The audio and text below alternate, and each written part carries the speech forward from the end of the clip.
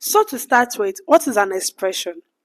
An expression is a combination of numbers, letters, and mathematical symbols.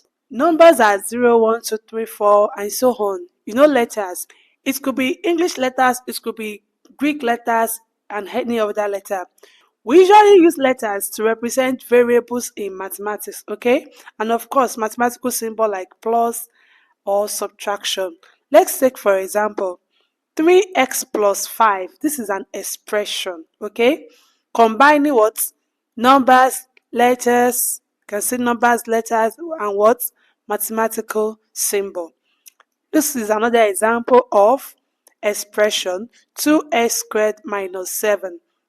In this case, the variable is carrying a power of 2. So your variable, the letters can carry power. Even the numbers can carry power. It's still what? Expression. Then the numbers can be in form of decimal, it could be in form of fraction.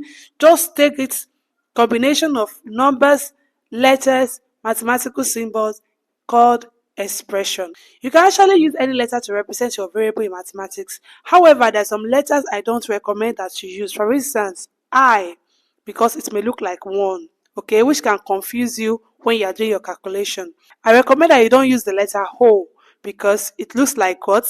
0, and it can confuse you when you are doing your calculation. If your letter S, some of you write your letter S in a way that looks like 5. If you belong to this category, please don't use S to represent a variable so you will not get confused, okay? Your expression can have more than 3 terms. Now let's talk about what terms are. A term is each part of an expression separated by what? Plus or minus. Now these are the examples we had earlier. This is a term, 3x. 5 is another term separated by plus. Do you get it now? 2x squared is a term, 7 is a term separated by minus. 4a is a term, 0.8y is a term separated by plus. In fact, you can have more than 2 terms, okay? You can have 5 terms, 6 terms, 10 terms, depending on how long your expression is. Now you must have heard like terms, like terms. What's the meaning of like terms? Like terms are terms. Now you know what I mean by terms now, that have same variable with the same power. Same variable with same power. Let's look at this first example. You agree with me, each of this is a term. As I've explained earlier, what terms are. What is the variable here? X. You know, I said we use those alphabets to represent unknown. So x is a variable. So 3x, x is the variable. 5x, x is the variable. So they are like terms because they have the same variable. Is that okay? But let's look at this. The terms here are what? 2x squared and what? 7x. Yes, they have the same variable, which is what? X.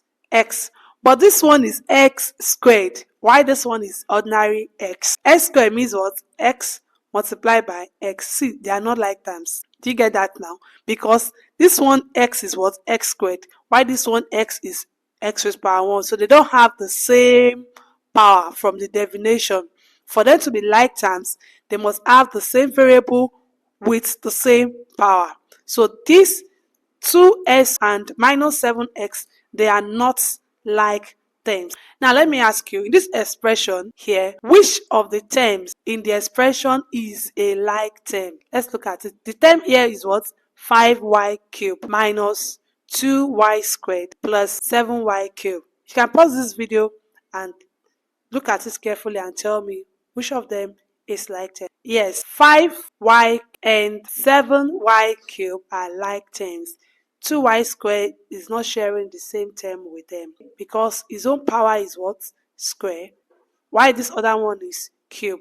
Now you have learned what is an expression, what is a term, and the meaning of like term. In our next video, we'll be looking at what is a quadratic expression, what is a quadratic equation, and differentiation between linear and quadratic expression. See you in that video. Remember to like, share, comment, and subscribe so that when that next video drop, you will not miss it.